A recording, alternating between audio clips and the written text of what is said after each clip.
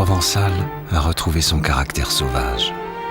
Un vol fascinant lui rend grâce chaque jour, celui des vautours fauves. Après un siècle d'absence, leurs imposantes silhouettes animent de nouveau les falaises environnantes. Une femelle profite d'un courant ascendant pour s'élever en quelques secondes et rejoindre les siens à plusieurs centaines de mètres plus haut dans les airs.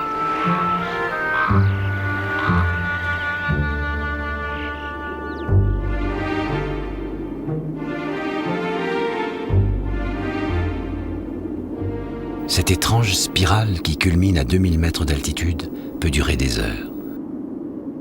Un mâle entraîne un petit groupe. Il vole de plus en plus loin, à la découverte de nouvelles falaises, de nouveaux paysages.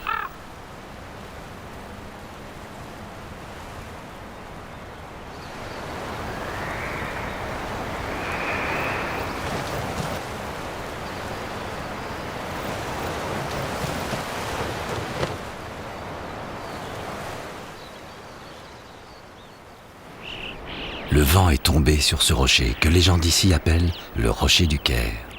Quel paradoxe pour ces rapaces sédentaires que l'on imagine plus volontiers en Égypte que dans le sud de la France. Avec presque 3 mètres d'envergure, le vautour fauve est le souverain incontesté du vol à voile. Sa technique basée sur l'expérience demande de l'entraînement. L'atterrissage, parfois périlleux, exige une maîtrise parfaite. Contrairement à d'autres rapaces, le vautour vit en communauté. Cette colonie, composée d'une trentaine d'individus, a élu domicile sur les corniches au sud du rocher du Caire, dans les Alpes provençales. Les meilleures places sont très convoitées et gardées farouchement. Il faudra parfois jouer du bec pour les conserver.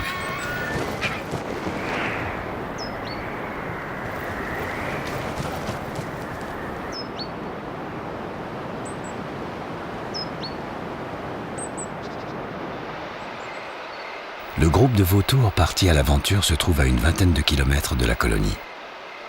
Ils n'ont pas trouvé les courants atmosphériques indispensables à leur retour. Ils resteront là jusqu'au lendemain.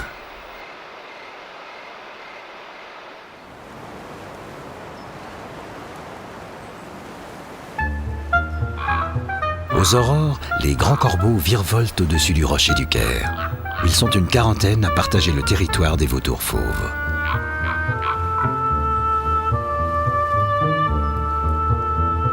Un mâle, virtuose du vol battu, poursuit une femelle. C'est un voltigeur amoureux. Il exécute une festoncle. Il descend, se retourne et se positionne sous la femelle afin de la séduire.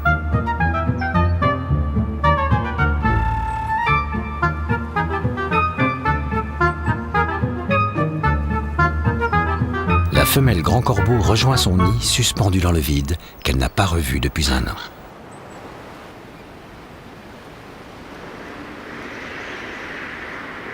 Ce nid d'aigle, connu pour être le plus ancien de la région, a une 60aine d'années. Au fil du temps, différents locataires s'y sont succédés. Faucons pèlerins, percnoptères, hiboux grand-duc l'ont tellement agrandi qu'il atteint aujourd'hui 5 mètres de diamètre. La femelle, de passage, procède à quelques réaménagements avant de venir y nicher avec son compagnon habituel.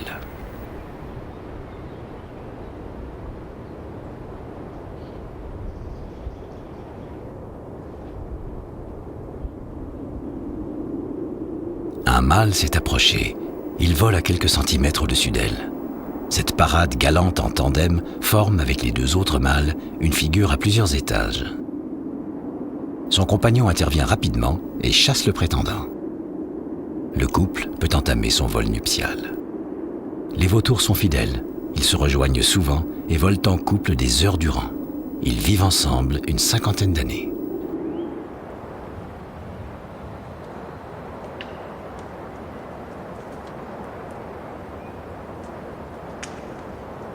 Ce jeune mâle récolte des branchages pour l'aménagement de son nid. Au début rudimentaire, la construction s'améliore d'année en année.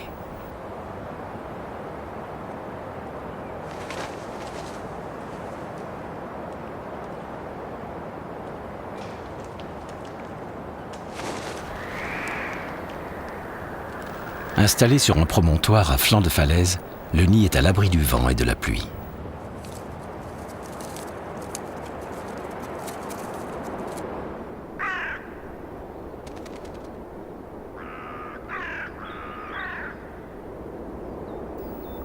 Les grands corbeaux ont une technique bien à eux pour construire leur nid.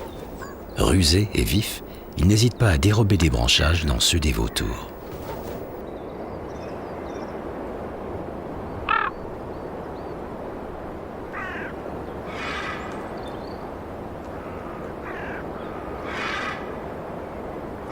Les deux rapaces s'accouplent dans leur nid.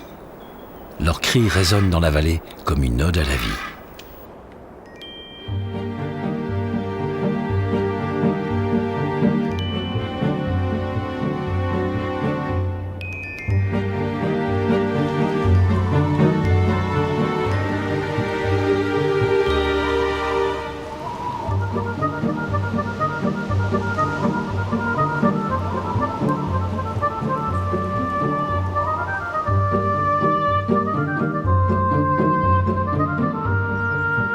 La veille, avant que la neige ne tombe, ce jeune vautour s'est éloigné de la falaise. Peu expérimenté, il ne sait pas comment adapter son vol à ce changement climatique. Il perd progressivement de l'altitude. Il est obligé de se poser au fond de la vallée.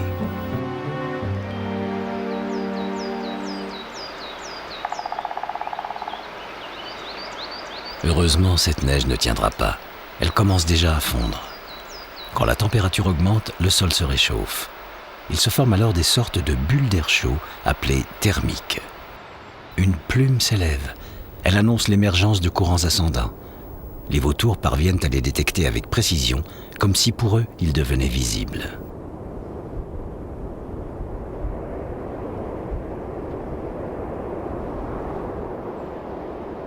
Janvier débute avec la seule et unique ponte de l'année pour le couple de vautours qui niche dans l'ancien nid d'aigle. Ils se partageront la couvaison à tour de rôle pendant plus d'1 mois et demi. L'œuf sera régulièrement retourné afin qu'il conserve une chaleur la plus constante et uniforme possible.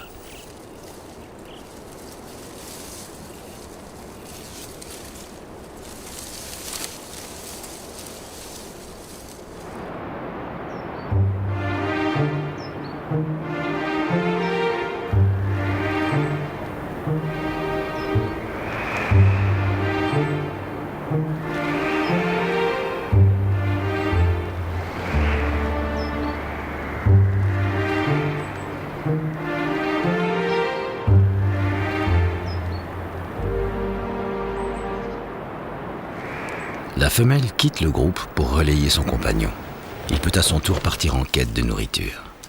Par prudence, ils ne laisseront jamais leur nid sans surveillance.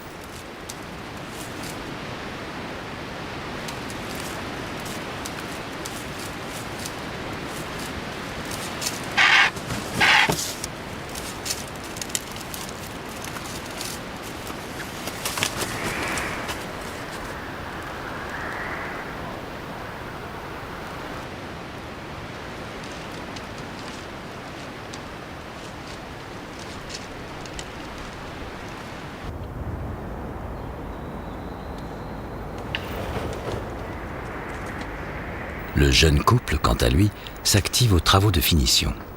Leur nid devra être terminé avant la fin mars pour le tout premier œuf.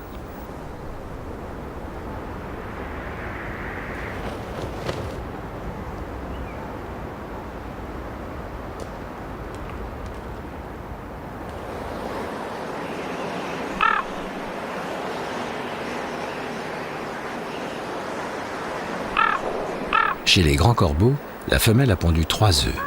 Elle et son voltigeur se relaient pour assurer la couvaison.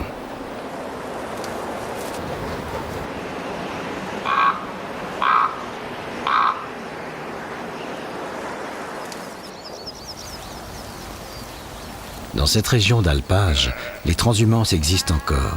Jadis, les vautours accompagnaient les troupeaux. La présence des vautours fauves depuis leur réintroduction en 1996 témoigne de la pérennité de la tradition pastorale si chère à la Provence.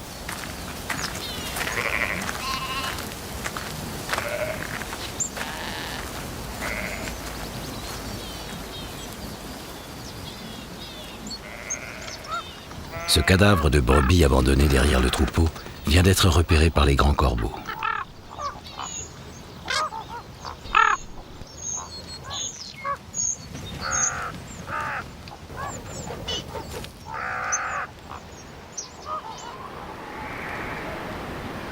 Ils s'attaquent à la charogne par les orifices qu'ils élargissent petit à petit, car leurs becs ne leur permettent pas de percer la peau. Cet attroupement indique aux vautours la présence d'un repas et leur garantit l'absence de danger.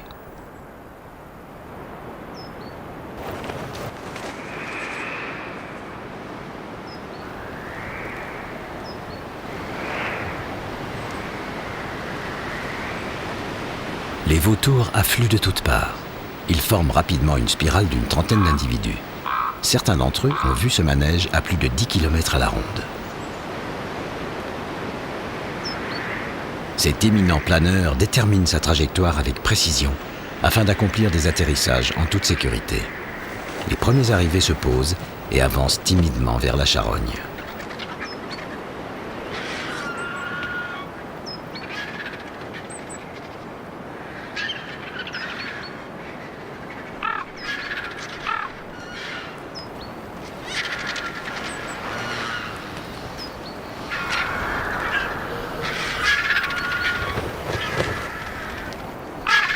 Autour de la curée, pas de domination apparente. Une distinction hiérarchique s'établit pourtant, elle est fonction de la taille et de la motivation du rapace. Celui qui nourrit un petit est peut-être plus agressif pour défendre sa place. Une charogne d'une centaine de kilos peut ainsi disparaître en 15 minutes.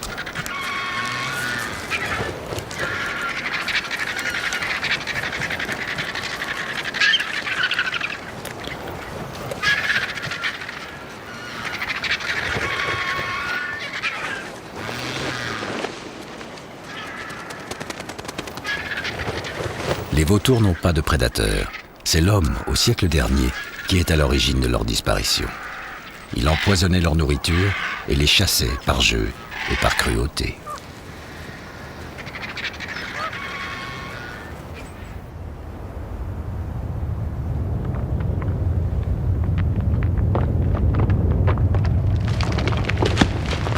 Ce sont les fortes gelées qui ont fait éclater la roche friable. Elle s'est détachée par blocs et tombe de la falaise.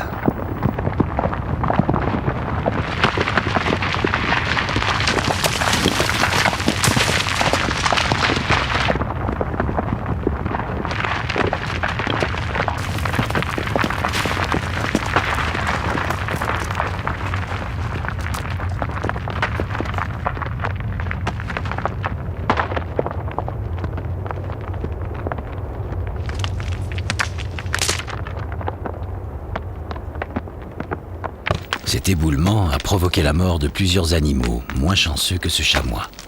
Les vautours vont profiter de cette opportunité tout en assurant leur travail de nettoyeur.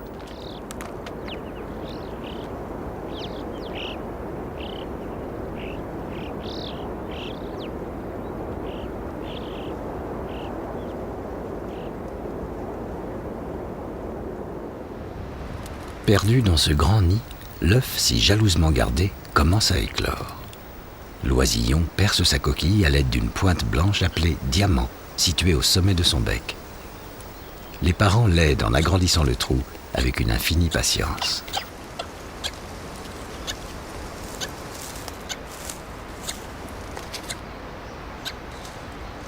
« 20 heures plus tard, le petit n'est toujours pas sorti.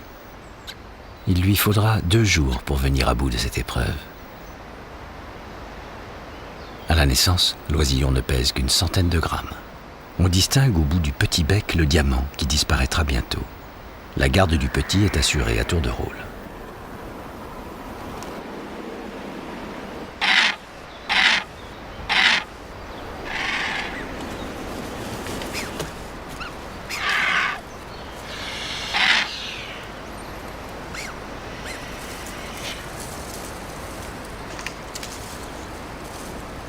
Dans la précipitation, le mâle vient de marcher sur le petit. Heureusement, l'incident est sans gravité.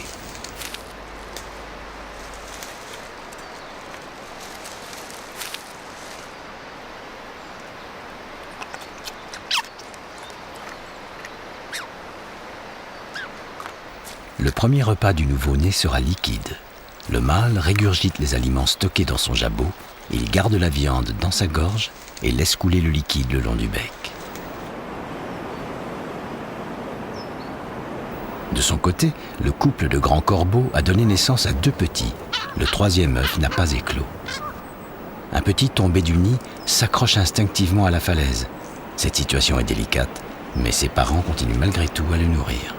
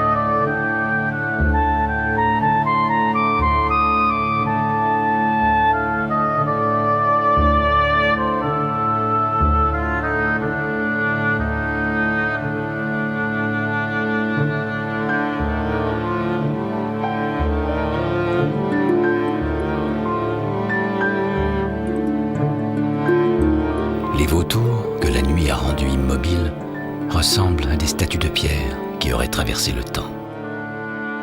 Après avoir disparu un siècle, cet oiseau mal aimé est aujourd'hui respecté et protégé.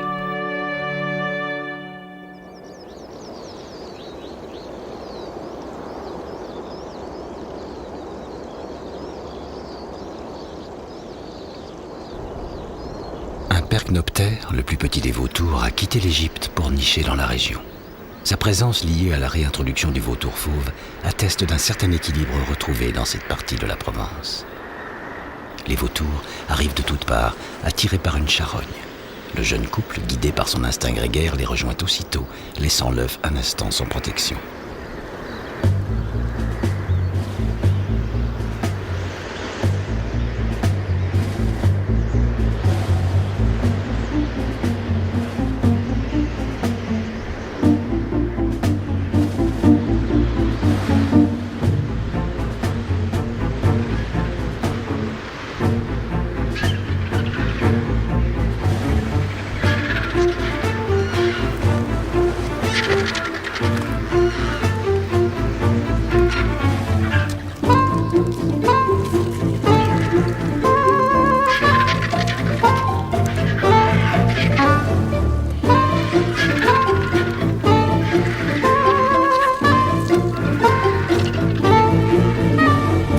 Le percnoptère devra attendre son tour. La hiérarchie de la curée le relègue au dernier plan.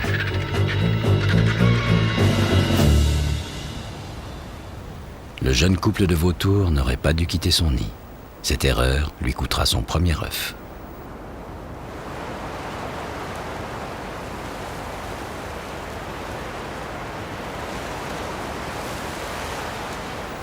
Coincé sur la falaise, le jeune corbeau a chuté de 10 mètres pendant la nuit.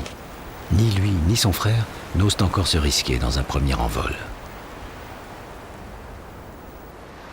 Le jeune vautour, né il y a près d'1 mois, est encore très dépendant de ses parents. Sa croissance est plus lente que celle du petit corbeau. Enfin seul, le percnoptère au bec pointu achève le travail d'équarrissage des vautours fauves.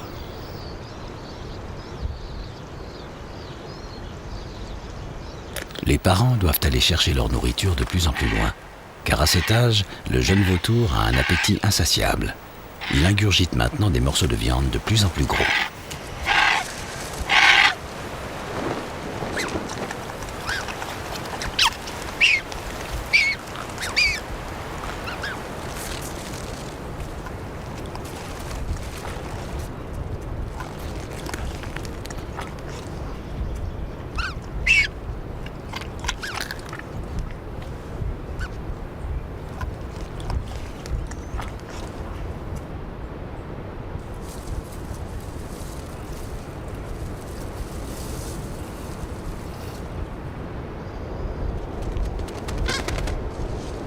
Depuis plusieurs jours, les jeunes corbeaux s'entraînent à battre des ailes.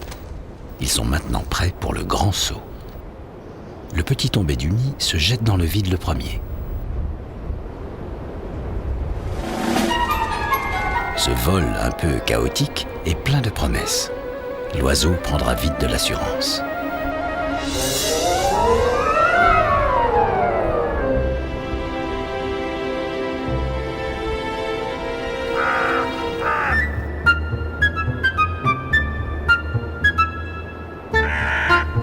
Cette période d'apprentissage oblige les parents à d'innombrables va-et-vient pour nourrir leurs petits constamment affamés.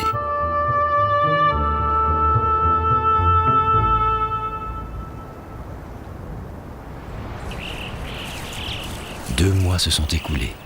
Le jeune vautour s'est transformé. Le duvet a cédé la place à ses premières plumes. Sa croissance est remarquable. Il pèse maintenant près de 4 kilos.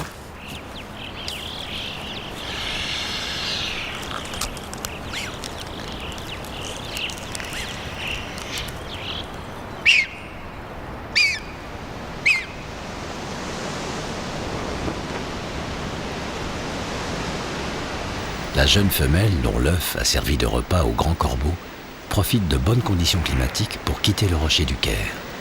Elle va parcourir plusieurs centaines de kilomètres en une journée et rejoindre une autre colonie plus au sud.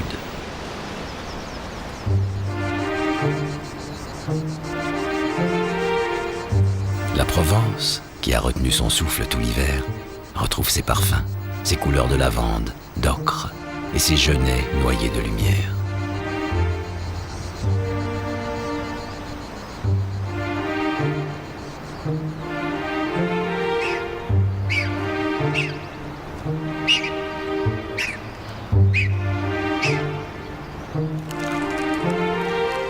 Septembre annonce la maturité de notre jeune vautour. Le vide résonne désormais pour lui comme un appel irrésistible. Dès qu'il a quitté son nid, les ennuis commencent. En équilibre sur une vire, il est plus vulnérable. Les grands corbeaux en profitent pour venir le chahuter.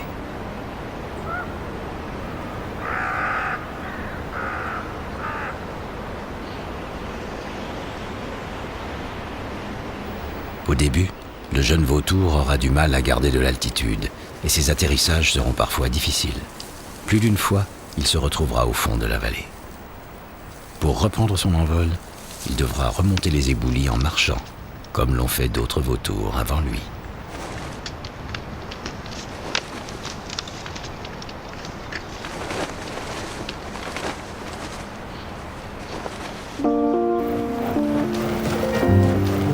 Ces efforts ne seront pas vains. C'est le prix à payer pour devenir un géant du Caire.